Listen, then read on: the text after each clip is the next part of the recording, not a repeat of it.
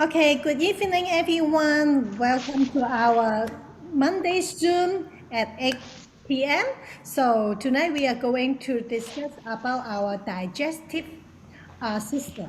So I'm happy to have Angelina tonight together to share with me in this topic, and then she also have some experience of the family suffering for the digestive issue, so she can share more with us.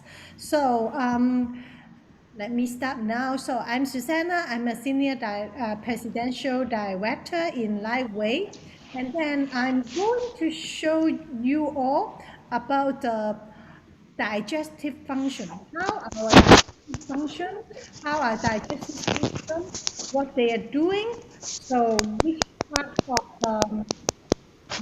of the body they are handling our food, and then how to make our food become our nutrition. So let me show you a video in order to let you all understand more.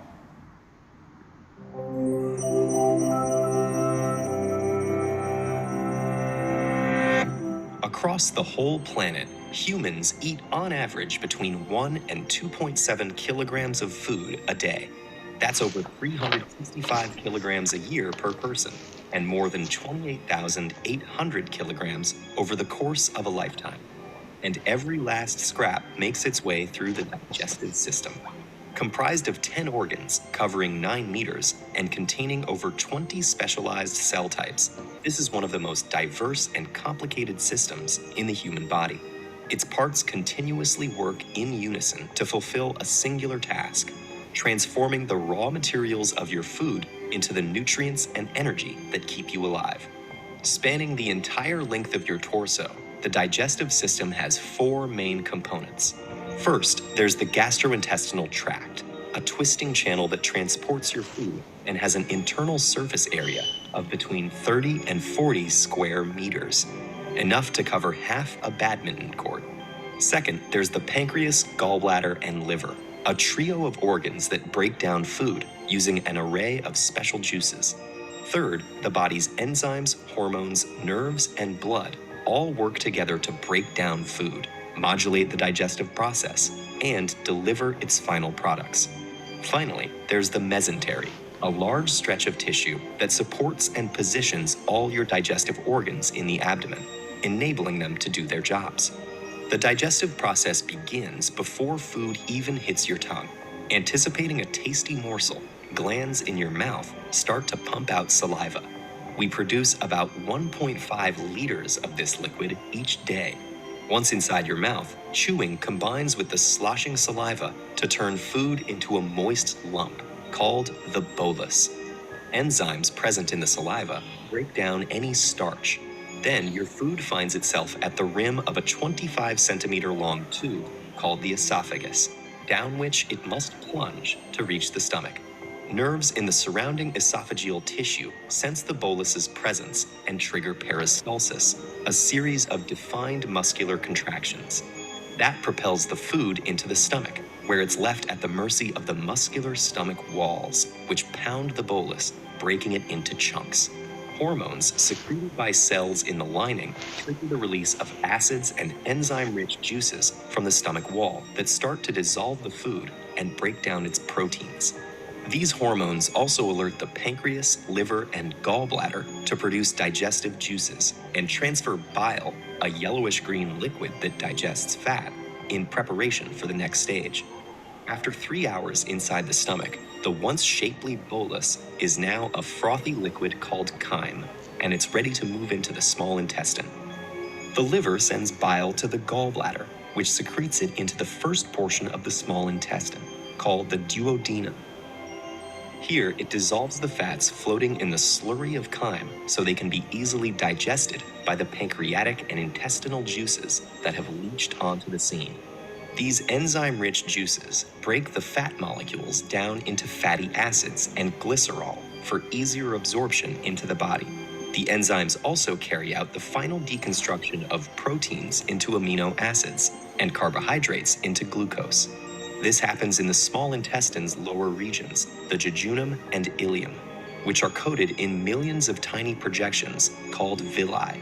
These create a huge surface area to maximize molecule absorption and transference into the bloodstream. The blood takes them on the final leg of their journey to feed the body's organs and tissues. But it's not over quite yet. Leftover fiber, water, and dead cells sloughed off during digestion make it into the large intestine, also known as the colon. The body drains out the remaining fluid through the intestinal wall. What's left is a soft mass called stool. The colon squeezes this byproduct into a pouch called the rectum, where nerves sense it expanding and tell the body when it's time to expel the waste. The byproducts of digestion exit through the anus, and the food's long journey, typically lasting between 30 and 40 hours, is finally complete. TED-Ed is a nonprofit. If you value our work, please consider supporting it on patreon.com/TEDEd. So today we are happy Angelina to share with us with the digestive system. So Angelina, Hi, everybody. Susanna's asked me to help with this presentation. So at this point, having us all understood the digestive process, we're going to talk about the digestive problems. So so what are these digestive problems? So you can see in this picture on the left is a healthy stomach, and the sphincter is actually closed.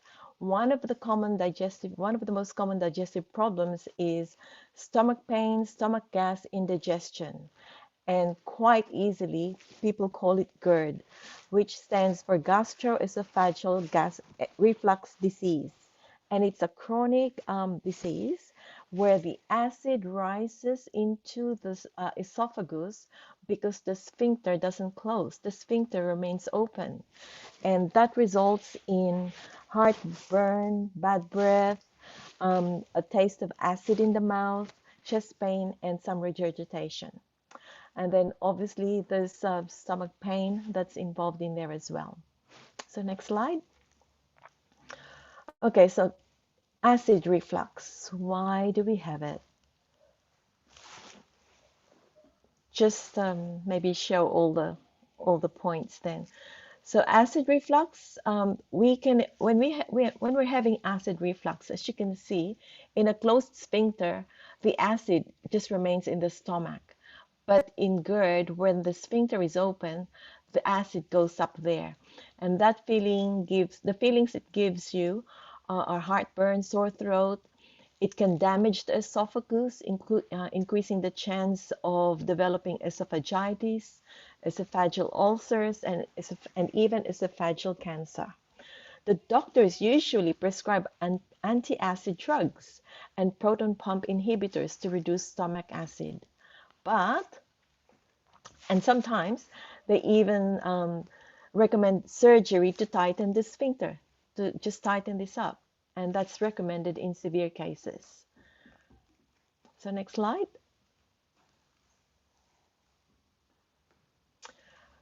But the cause of acid reflux is not really because of too much acid in the stomach. The cause is actually the lack of stomach acid. So this is not really quite understood. So why acid reflux? As we said, there isn't enough stomach acid in the stomach. The body actually has a regulatory function that does not make unwanted substances. So the concentration of gastric acid that's required in the stomach is a pH level of 1 to 3. pH stands for potential hydrogen. It is a measure of the acidity level of any liquid. So a pH of 1 to 3 is the most acidic of all.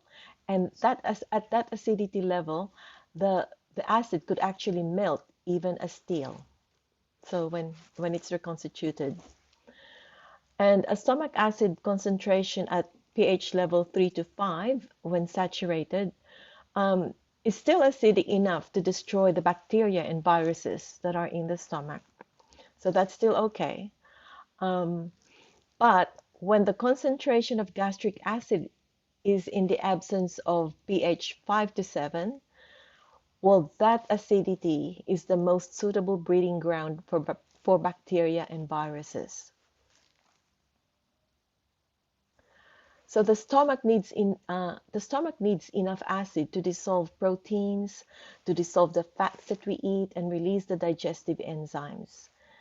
And it doesn't function well if we don't have enough acid. So stomach acid is used to dissolve food, destroy bacteria and viruses, and avoid all these bacteria and viruses to enter the small and large intestines. So we need a pH level of 1, a strong acidity level. And we also need a lot of nutrients and a lot of material power to make the stomach acid. So the body itself needs a lot of strength to produce the stomach acid level that it requires. And if there isn't much of that acidity, it causes a backflow of that acidity into our esophagus, as what you have seen earlier.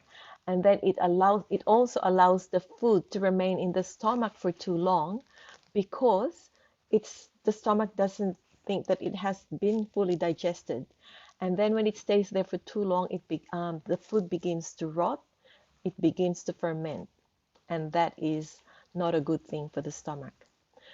And then it also causes gas production, and it brings the stomach acidity, pushes it up to the gastrointestinal tract, and it causes us heartburn and tingling sensation.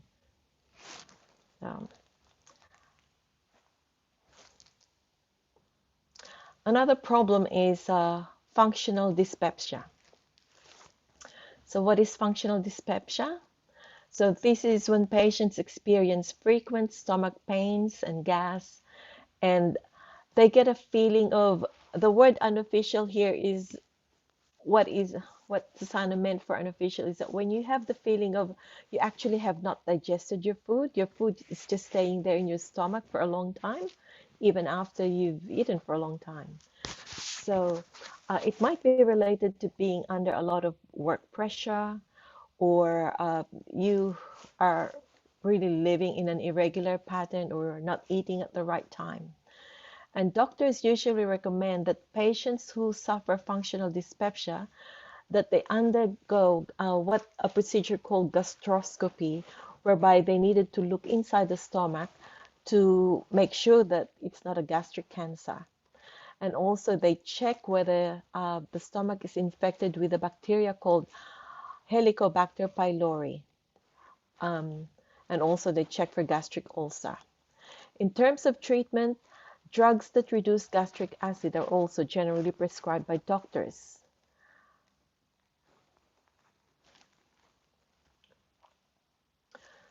So let's talk about the Helicobacter pylori.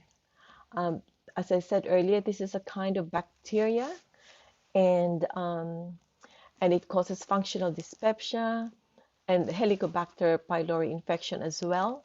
And it is a common cause of stomach pain.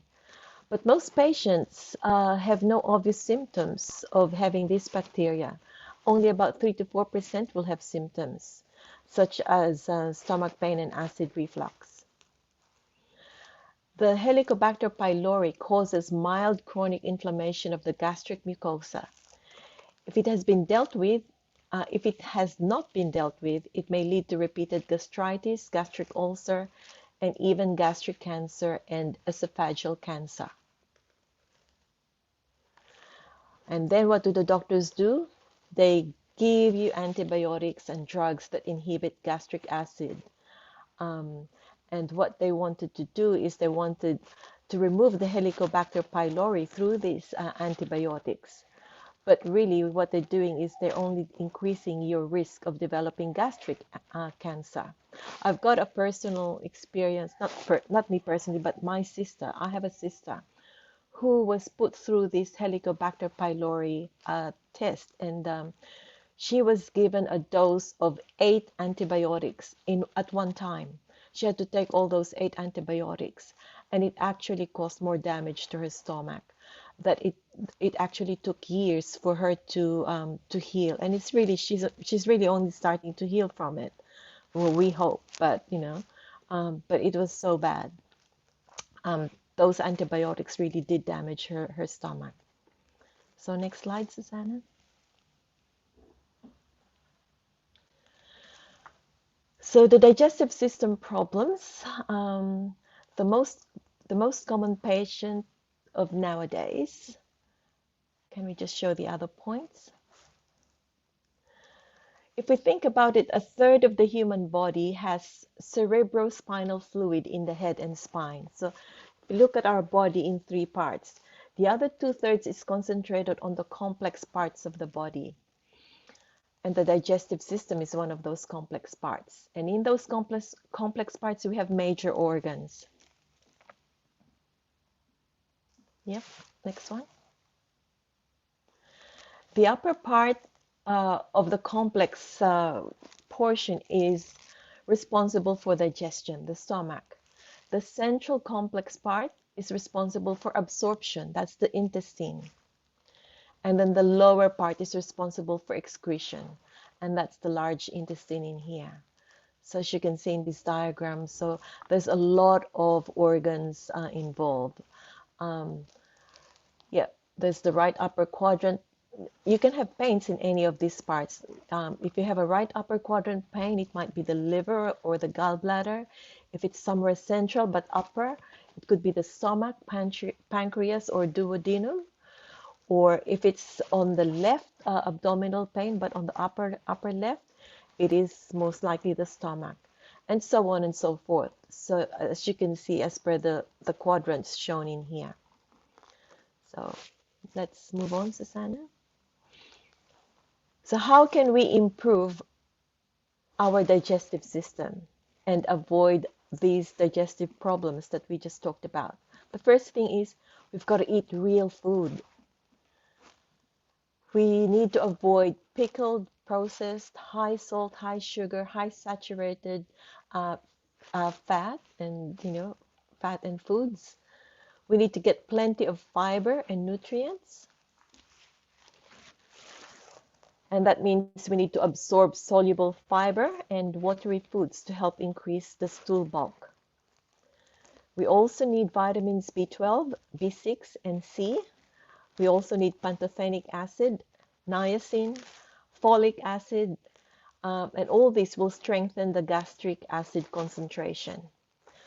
And then number 3, we need to add healthy fats to our diet. An adequate fat intake improves absorption of fat-soluble nutrients such as omega-3. What's a healthy fat? Example, avocado is a healthy fat. Olive oil is a healthy fat. Yeah. We also need to stay hydrated. That's number 4. We need to drink at least 2.5 to 3 liters of water per day, and we need to choose fruits and vegetables with high water content. Number 5, we need to deal with stressful emotions. Our emotional state affects our digestive system. Stress hormones directly affect your digestion. We need to pay attention to the process of eating. Some people eat in a hurry, so don't eat too fast. This can lead to bloating, gas, and indigestion. You also need to keep food at a moderate temperature. You need to chew the food. Digestion starts in the mouth, and chewing more food, and we need to chew the food properly, because by chewing the food, we're actually reducing the work for the stomach. If we just take a bite and then gulp it, it just overworks the stomach more. And then we need to move. Number 8, we need to move. We need to exercise. Exercise improves digestion, and exercise and gravity training help food move through the digestive system. Number 9, we need to slow down and listen to our body. Number 10, we need to reduce vices like bad habits like smoking, drinking too much, and staying up late. They're all bad for our overall health. And 11, we need to incorporate gut supporting nutrients Like we need to ensure our body's getting enough probiotics. There's actually prebiotics, probiotics, and postbiotics nowadays. I'm actually taking that myself. There's glutamine and zinc to improve your digestibility. And then, very key, we need to avoid late night snacks. Why is that? Because if we eat late at night and then we lie down to sleep, it can actually cause heartburn and indigestion. It's easy to overeat, bloating and indigestion when paying attention to hunger and satiety. So there you go. So over to you, Susanna. Okay, thank you. Thank you for your help. Okay, because I asked Angelina to help because her English is very nice, and then we can hear her more clearly. Okay, so now I'm start to share with you all about our lightweight patches. What can help us to what to help us to improve our digestion issue. Okay, the patches we can if have a access refresh, so we can try. We have some option I will suggest to you all. So maybe you can capture this picture if you have some acid refreshed. So you can use the ice way. The ice way, the brown color one, you put in CV10, it's just outside your stomach. And then for the white color one, you can try beginning use the cooked rice, and finally you put in the 12 o'clock CV17, this location, or you can just directly just put in this two location, CV10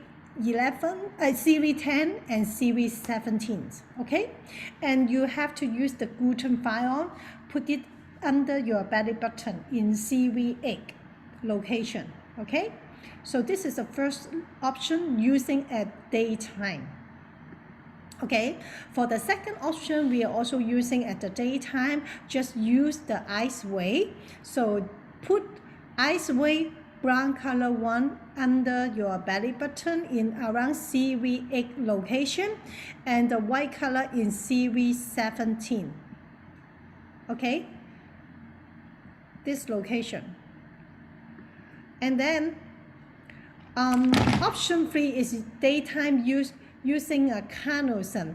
Put in CV12 outside CV12 this location, and the ion put on your right hand, PC8 right hand. Okay, so and then we also have another option.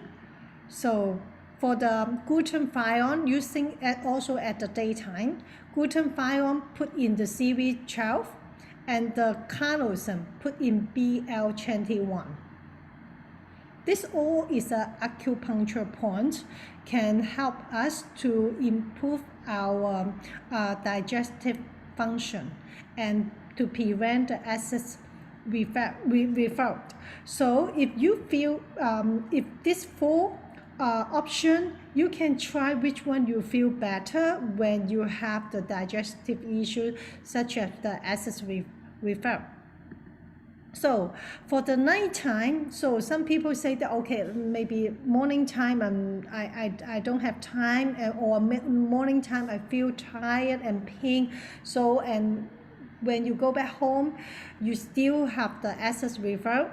So what you're going to do at nighttime, you can use the carnosine, put in CV12, and the SP6, put in LI11. So in the left hand, okay, and right hand put silent night.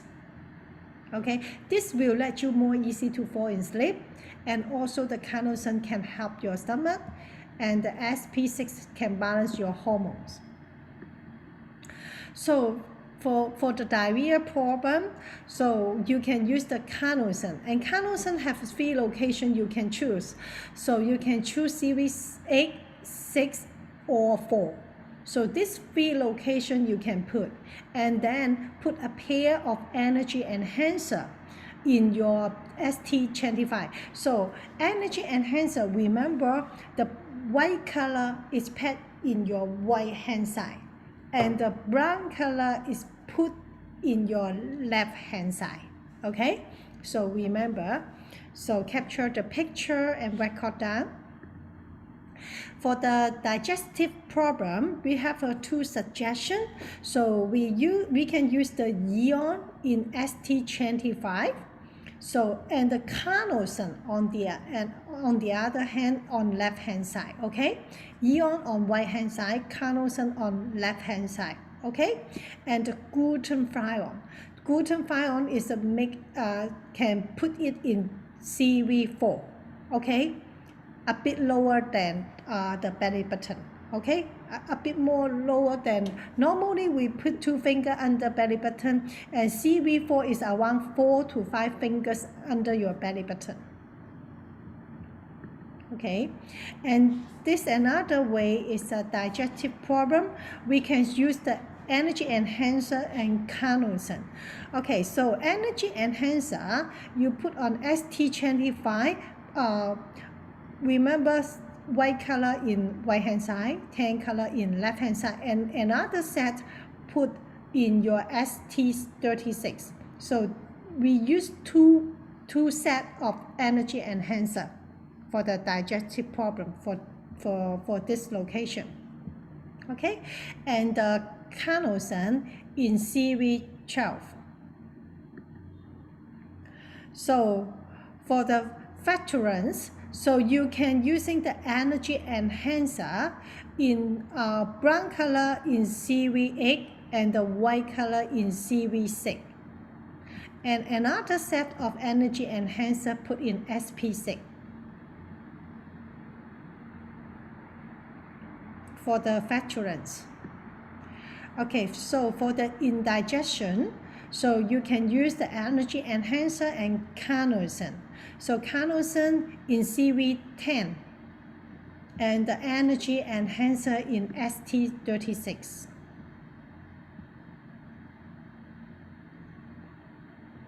Okay, so another suggestion, you can put the carnosine in CV10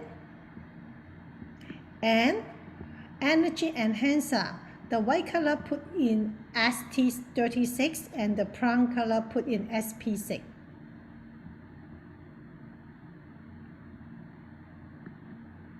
Okay, so lightweight patches actually is a wearable technology. It will stimulate our own acupuncture points to utilize our body natural energy flow and stimulate our acupuncture point to enhance the body cell healing ability to achieve specific health benefits. So these patches actually contain the natural glucose, water, electrolytes, some amino acids, but this substance not going to your body. It's just for the reflect your infrared light back to your tissue. So how it works? So when you patch in your skin, so your body have infrared light will reflect back to your body. And the patch frequency reflects to your skin and the tissue, increasing your cell growth and activities. So they activate the body cell to smoothly transmit the information to achieve the specific effects. So just like the SP6 for balance the hormone, so the frequency will transfer the message to the body to make your cell can be balanced.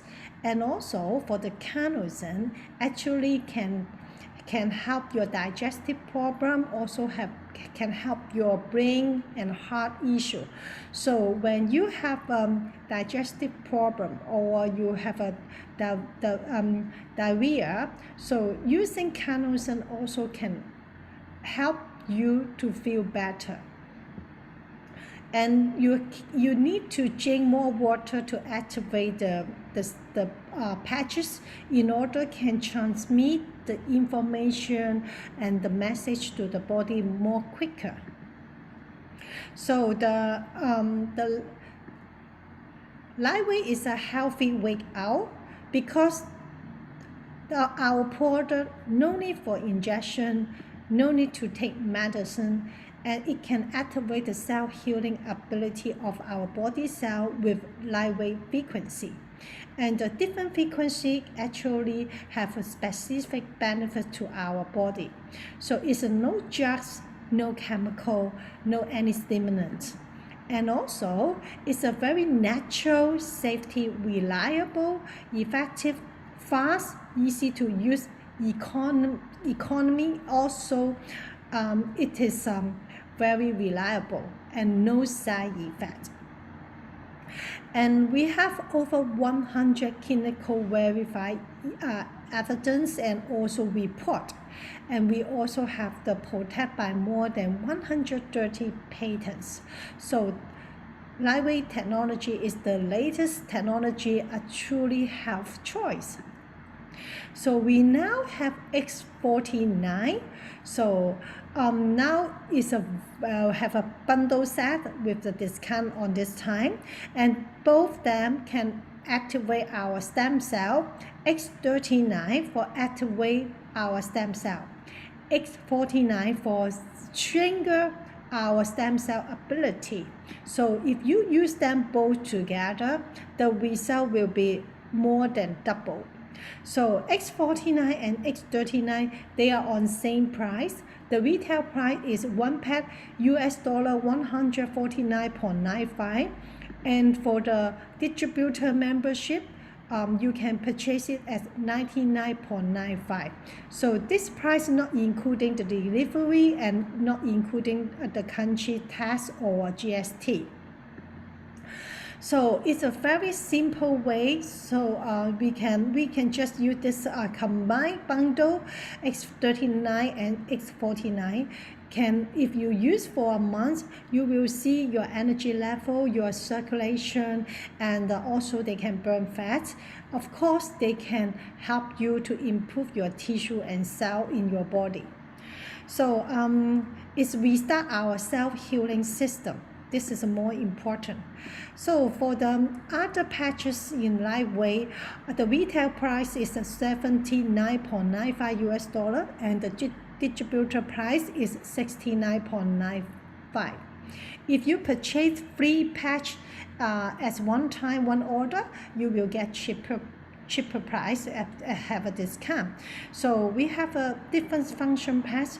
I hope that you can learn every patches, so when you know more, you can help more people. So we together we can live long, live healthier, and live younger using lightweight patches.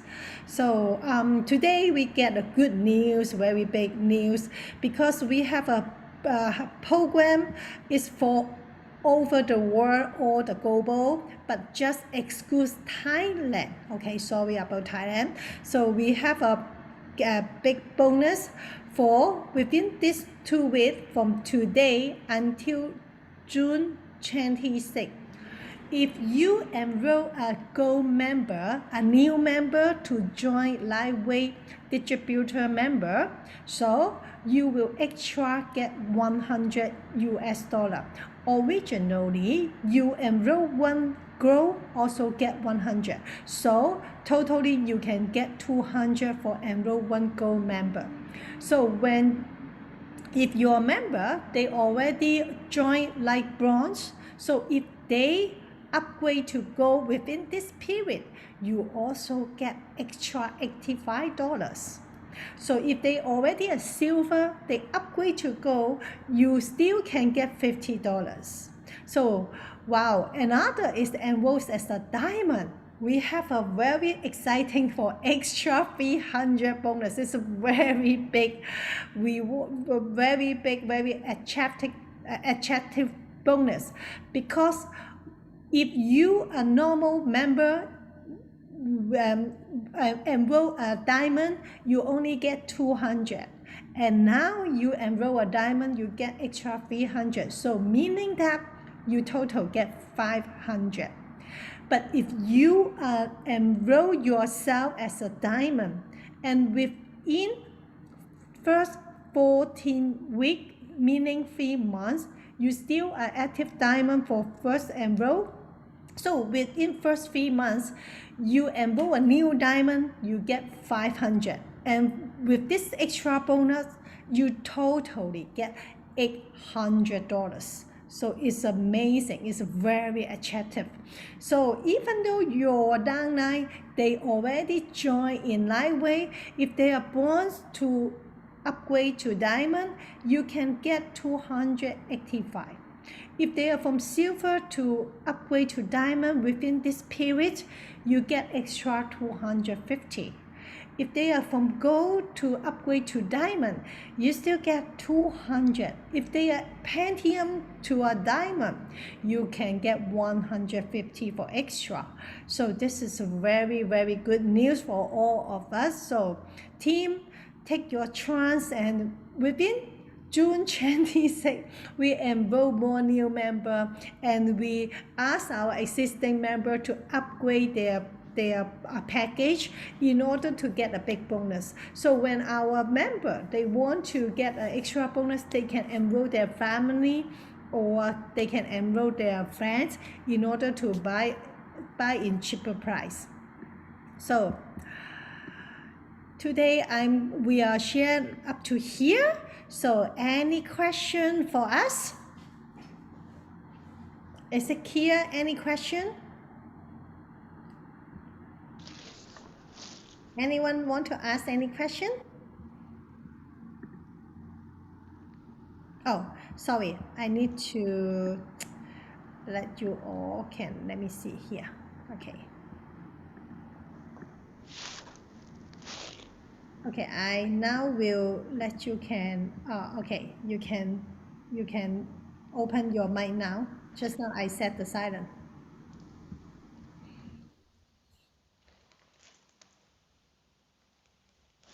Okay, let me stop our recording. If you have any question, just ask.